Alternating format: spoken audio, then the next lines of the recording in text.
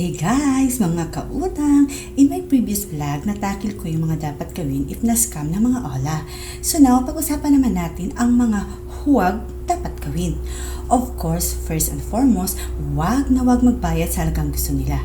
Like for example, yung nakwento ko nga na yung friend ko na 3-1 lang natanggap, then wala pang 1 month, naging 20k na.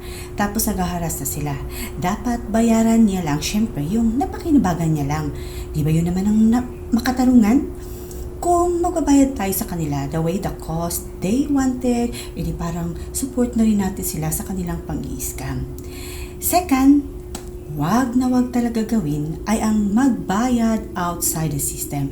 Sasabihin nila para close account ka na at hindi maapektuhan ang credit history mo, magbayad ka na lang at malaki discount. Tapos may ibibigay na bank account o GCash number. Nako, wag na wag talaga maniwala sa kanila. Always pay at the system and that's non-negotiable. Third thing, huwag gawin ay yung sasabihin mo yung mga legal action na ginagawa mo or gagawin mo. Just do your revenge or battle silently. Revenge talaga. Kasi matitrigger mo lang ang kanilang kasamaan if lahat ng moves mo ipapaalam mo sa kanila. Baka tablahan ka na lang nila at ipopost talaga yung pic mo at sisirain ka knowing na mawawalan din sila ng trabaho the moment na mapapasara yung company nila.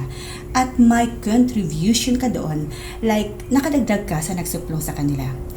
Fourth and last, yung lagi kang nag-reply sa kanila.